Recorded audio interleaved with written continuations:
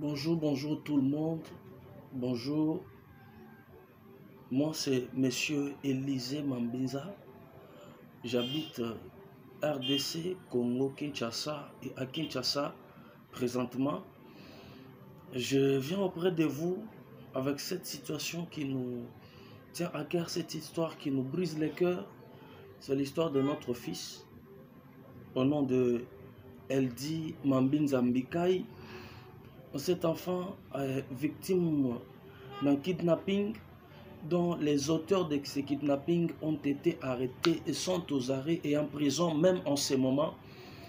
Mais le problème c'est qu'ils ne veulent pas dire à qui ils ont vendu l'enfant, mais ils reconnaissent au moins avoir volé l'enfant, vendu l'enfant, mais ils ne veulent pas dire auprès de qui ils ont vendu l'enfant. Donc tous les jours nous partons, ils sont déjà condamnés en prison, à la prison centrale de Makala, ici chez nous au Congo à Kinshasa. Mais ils ne veulent pas dire exactement où ils ont amené l'enfant, sauf ils disent qu'ils ont vendu l'enfant, mais ils ne veulent pas dire chez qui ils ont vendu l'enfant. Ils disent que chez lui, auprès duquel ils ont vendu l'enfant, c'est quelqu'un qui a beaucoup d'argent, c'est quelqu'un qui pèse beaucoup plus et nous ne pouvons rien faire. Et plus loin, ils disent même que même si on allait voir le président de la République, rien ne va changer. En prison où ils ne sont pas en prison comme punis, mais ils sont en prison comme gardés. Et ils nous disent que le temps viendra où ils seront libérés, parce que la première fois, une d'entre eux, qui est la pièce maîtresse même, celui qui a vendu l'enfant, a été l'autre fois relaxé au niveau du tribunal. Alors on avait interjecté un appel et la dame a été récupérée, condamnée à 20 ans. Le problème ici qui nous tient à cœur, ce n'est pas le problème de leur condamnation, mais le plus grand souci pour nous, c'est de récupérer notre fils, de retrouver notre enfant. Alors c'est pourquoi je viens auprès de vous, chers tous, de partout au monde, de nous venir en aide. Si vous voyez ce garçon est à nous, c'est notre fils aîné, c'est mon fils, mon premier fils. J'ai trouvé cet enfant par la grâce de Dieu. J'ai eu cet enfant par la grâce de Dieu. Alors que j'ai fait des années, je n'avais pas d'enfant. Et les gens se moquaient de moi, les gens disaient n'importe quoi sur moi. Mais par des prières et des sacrifices, le Seigneur a permis que j'ai ce garçon. Il m'a donné ce garçon, Dieu m'a donné ce garçon. Mais au moment où je vous parle, mon garçon que voici est porté disparu. Pas comme ça, mais des gens sont venus à la maison, chez nous à la maison, enlever l'enfant, aller le vendre depuis le 15 janvier 2022 jusqu'à ce jour. Et ces gens ont été arrêtés, retrouvés arrêtés, condamnés. Mais malgré cette condamnation, ils ne veulent pas nous dire exactement où ils ont amené notre fils, chez qui ils ont vendu l'enfant, parce qu'ils disent qu'ils ont vendu l'enfant, mais ils ne veulent pas nous dire auprès de qui. Auprès de qui? Alors c'est pourquoi vous nous voyez venir auprès de vous, solliciter votre aide, votre soutien, que vous nous aidiez quand même à retrouver notre fils. Je lance aussi ce message au premier citoyen du pays, M. Félix Antoine Tshisekedi Tshilombo, au ministre de la Justice, son Excellence Constant Moutamba, de pouvoir intervenir. Prenez, sentez quand même cette douleur de parents. Ayez pitié de nous. Nous souffrons, c'est tous les jours. Je peux vous dire que il n'y a pas plus longtemps que 2 jours ici, j'ai connu un accident. J'étais renversé. Pourquoi? Parce que des fois, je marche en route et la pensée ailleurs. Donc, nous risquons beaucoup. J'étais plusieurs fois menacé par ces groupes des gens qui ont kidnappé mon fils. Il y a une partie qui est en prison et les autres qui sont à l'extérieur, notamment M. Papi Sikatenda qui est revendeur des véhicules d'occasion au niveau de Inga à Bangal. Et plusieurs fois, les messieurs m'ont envoyé des bandes criminelles, m'ont levé, me tabasser, ainsi de suite. C'est pourquoi je vous demande, je vous supplie, chers tous, de nous venir en aide. Nous venir en aide. Nous voulons retrouver notre fils. En tout cas, chers parents, aidez-nous. Merci beaucoup. Nous comptons sur vous. Que Dieu vous bénisse. Merci beaucoup.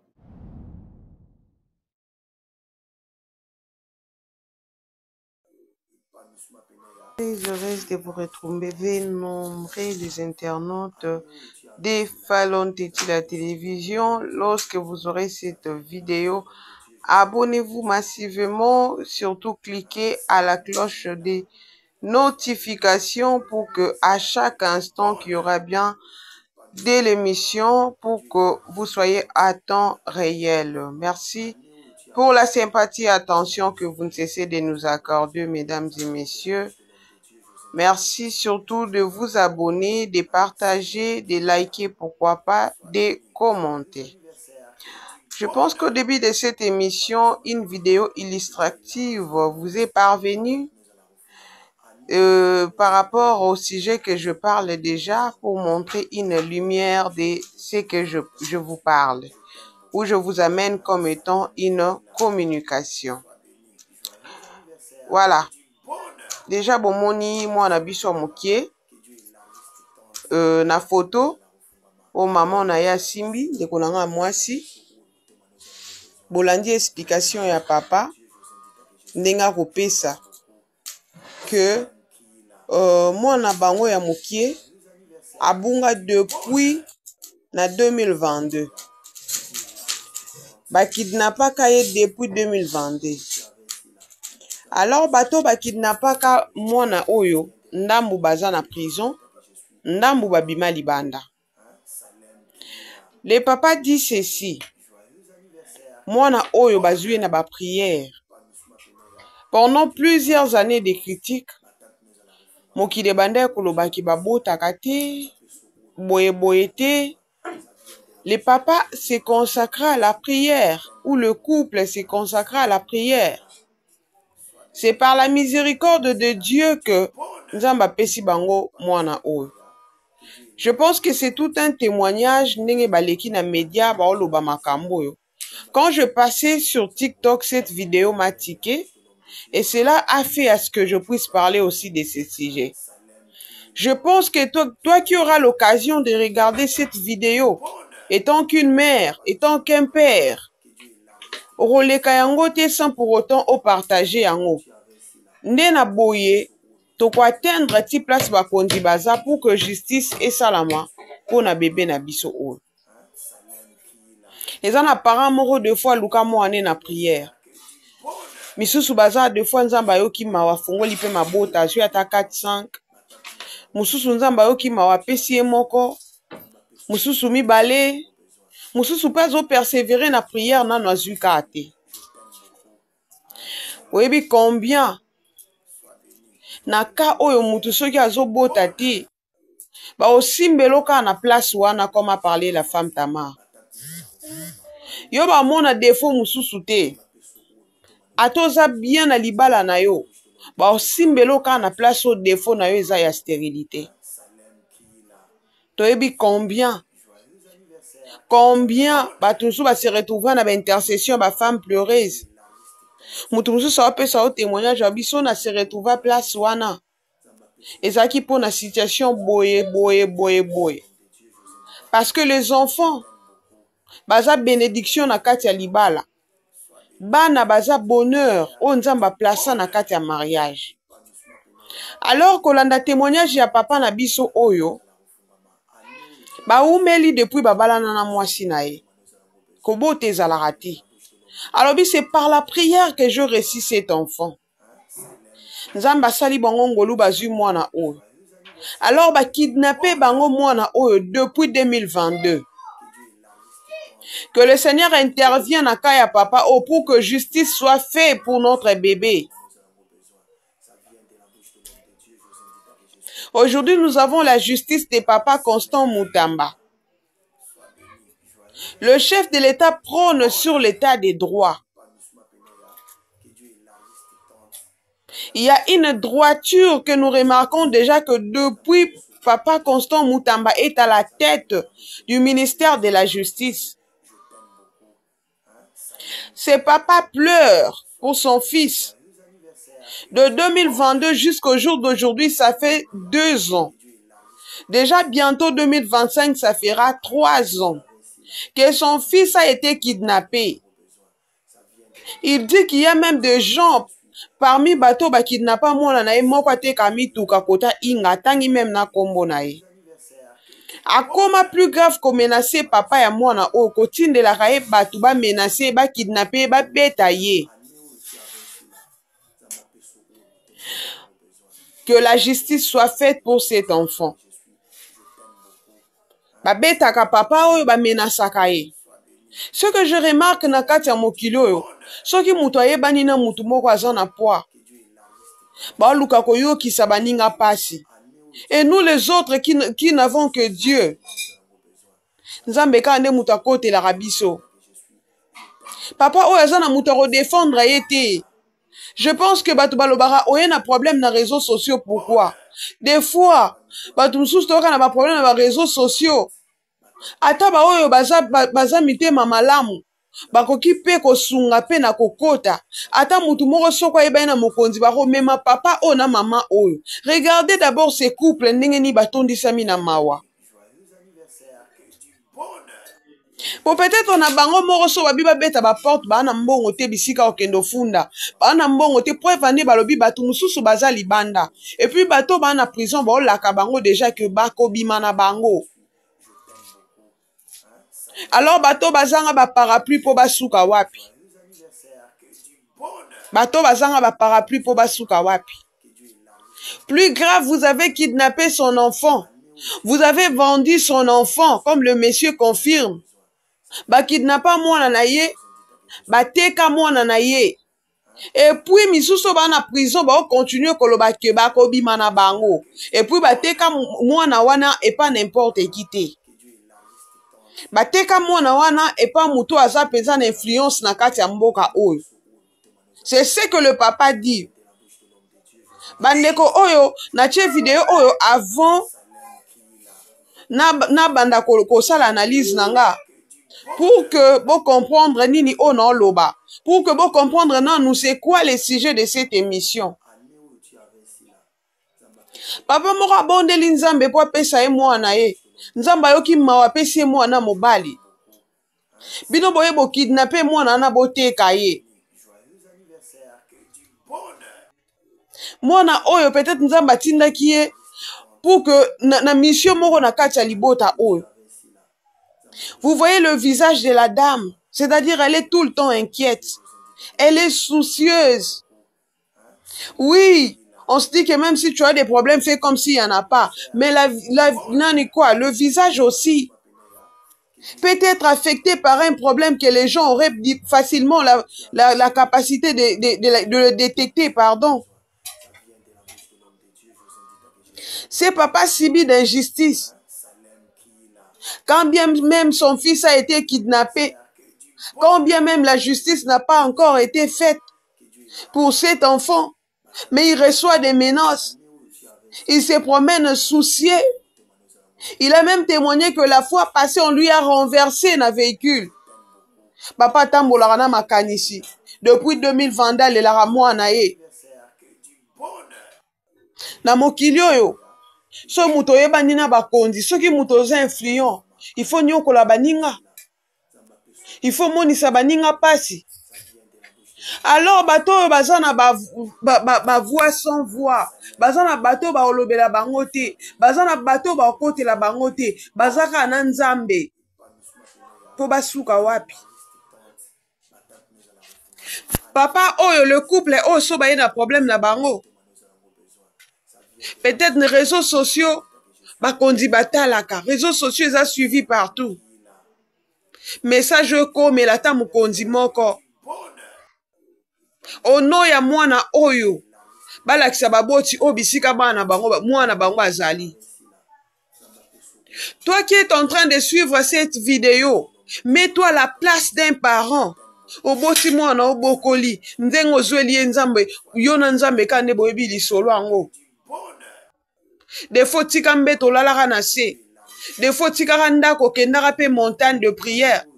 Nzamba na bolingo na zwi mwana apesi yo. Siko mutu moko ya kidnappé. Et sika pa kidnappé donc bake bateki mwana. Combien motema ya papa oezo souffrir? Combien motema mwasi oezo souffrir? Est-ce que ce que yebani na bakonzi, tout ce que oza mokonzi, il faut faire souffrir petit peuple? Si ko biso to yebani na mokonzi ya bakonzi, c'est le maître oza mokati ya makamu, c'est lui qui détient le souffle de vie ya yo nanga. Ya yo ozo monisa baninga pasi, ozo yo kisamitema baninga pasi. Ce qui a le bien kata au souffle, on a une minute qui au kata. Voilà pourquoi je dis, lorsque les gens m'appellent Saradage, que la voix du peuple, c'est la voix de Dieu. On a un peu de contradiction par rapport à Malobawana. Parce que si la voix du peuple était la voix de Dieu, mais ce que biso peuple est au télémi tobi que nzambe longola muto pe manyoko lipe batu mingi. Nzambe pas quoi ko salango. Mais le coup là c'est par sa miséricorde. Alingara te muto mabe demere na mabe. Yango to bika na ngolu na ye. Parce que quand on a likamuna muninga, oke tuni nzambe oyebisi nzambe na poko aka muto na yo kisinga pasi longola souffle na ye. Mais nzambe, il est son conseiller. Na trône ya zala na conseiller parce que lui-même il est l'omniprésent, l'omniscient, l'omnipotent. Regardez ces couples, oh bazo croupir na souci. Na mona na bango moko. Oh baké côté ka et pas mutu. Ba parents ebele yi un vent, oh bande koleka. Ba parents ebele babungisi bana tina ba école. Yango ba boti tanto bota bana. À chaque fois que bonza bana non na maboko nzambe. Dis-toi que le fruit de mes entrailles est une bénédiction. Baboti musuba za soka mwana pusani akoma bimana balabala emo akeno somba lipa emoko. Oui, nzambe batela yo pe mi batela. Il faut prendre soin des enfants. Na lobite que papa o na maman bazo ki soin bana te non. Tozo solo la balandi nanga. Na mona ba parents mususu otika mwana otambola ye moko o abimi a ke somba lipa. Na mo minute mukie likambo mo ekoki osalama. Toka ba témoignage belé. Mwana musu akenda classe azonga te. Tomoni maman na biso awa. Elle avait son enfant, elle avait sa fille. Sa fille azaki na rêve mususu ke tanga na Canada. Osoma mutuka et tout là. Parents mekaki akoki sa rêve na ye. Akoki si rêve a mwana na ye akendo tanga na Canada. Mais maman zo lela mwana na ye lelo Alexandra lelo ebembe. À ce que je sache, quand Dieu donne la provision, il donne aussi une vision.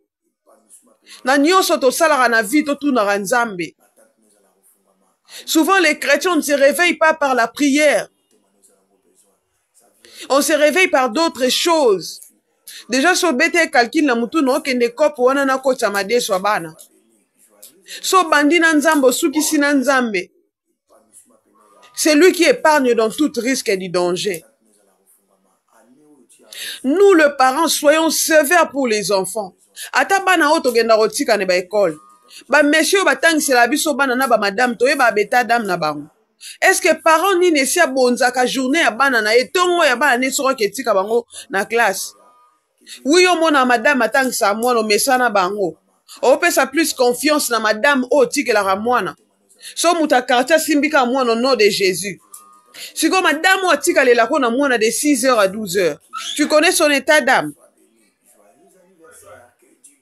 Il n'y a que Dieu qui protège. To mona bana musuba kenda obeba na ba classe. Okanga mwana na ndaku mena classe akezwa kindoki. Muninga ne mususu apesi lipa. Muninga ne mususu apesi nguba. Azeli ngo na kata classe. To uti ko mona a para moko atangisi mwana ke notika mwana na classe mais muninga chubie big. Eza na bana mususu si ba baby sa bango. Du fait ka osakana na mwana na yo eza na semence moko ya malamu te. Instruisez les enfants à la voix de Dieu. Bana foko kambara bango na maboko ya nzambe kolakisa bango nzela nzambe. Mwana oyo akende ko perdre vie na boîte te, akende ko perdre vie ta kataki makadam te, ba tutie na mutuka te. Mama na yake no tika ye pa ba voisin te, ba kende tika ye na famille te. Mais ba ke tika ye na eteyelo parce que biso nyonso toyebi que mwana nga so akokisi age boye ke tika ye na classe atanga kazwa pe mayele. Est-ce que ba classe oto kende tika bana to bonza ba na maboko ya Nzambe? Père d'église lelo basalaka avant rentrée scolaire ba bondela pona bana. Est-ce que nde bana biso bakenda ba classe tozala na système akotiela bango ba action de grâce ya kobondelaka mpona bango? Je donne seulement les exemples palpables oyo tomoni awa na makambo esalami towa bapaya te sur les réseaux sociaux. Combien mwana oyo akendaki classe kotanga me moninga chubi ebika ote vie bamadame bazalaki wana, bamadame bazalaki wana. Mokolo liwe yaka ekipa garde corps te, mokolo liwe yaka ekipa mutu te. Liwande to sanzambe po ye moko nde mokonzi nango. Pour les autorités qui auront l'occasion de suivre cette vidéo, que la justice soit faite. Bosunga couple oyo. Papa Constant bokota likambo couple oyo. Mwana bango. Témoignage oyo touché ngai. Mwana Nzambe apesi bango na pasi. Mais mutu moko ya kidnappé, batu mo baye ba kidnappé mwana na bakie koteka ye par une personne influente. Plus grave bakoma ko menacer na bango papa oyo. Moboti moko azawa. Soki Nzambe atio penza na mutema. Oyo eza que oyebi place mo ba parents o bakoki kozwa solution pona mwana bango. Na nzela Nzambe puis na justice a solo. To partager vidéo. Souvent to linga ressort la plus ba analyse na ba vidéo mususu pe édifiaka te. Moi étant que parent, cette vidéo m'a tiqué tellement. Je me suis dit non. Non, les caca na balaba la réseaux sociaux quand on met ça dans une information. Je vis ces couples. Non, bitena la nanan ton na moni photo. Je vis ces couples. Ndenge ni wa ole la mwana bango.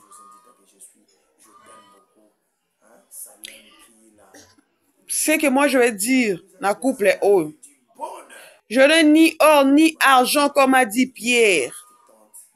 Mon apport, c'est seulement de prier pour vous que le Seigneur vous restaure, qu'il accorde la paix, qu'il vous donne la solution de retrouver votre fils. Là où il est parti, Muto asomi mwana wana azala na kimia te.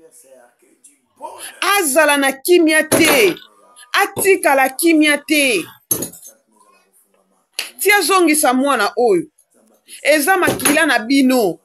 Bo saka likolo makila na bino. Bo bele la Nzambe. Quand je dis que saka, c'est dans la prière. Bo buka ba genou ba tika la kimia te. Donc moteme pe la bango. Ba ko zongisa mwana oyo. Na batu nyonso. Oyo ba ko zwa pena vidéo oyo. Prions même pour soutenir ces couples. Prions pour soutenir ces couples. Nzambe na yeba ko manipuler mitema bakonzi. Parce que motema eza domaine na Nzambe. Prions pour ces couples. Bato wana bazala kimia te bazongisa mwana oyo. De 2022 à 2024, donc bientôt la toko ta 2025. Mwana oko sala 3 ans. Depuis ça na maboko ya mutu. Dieu merci parce que cet enfant est en vie. Mais bato bazu mwana wana bazongisa mwana bato ko ya bangote. Je pense que mesdames et messieurs, c'est par ici que nous bouclons cette analyse. Si cela vous parvient, cette vidéo, je vous prie de vous abonner sur Fallon Teti la télévision, de commenter, de partager et pourquoi pas de liker aussi. On se retrouve au prochain numéro pour les autres actualités. Bye.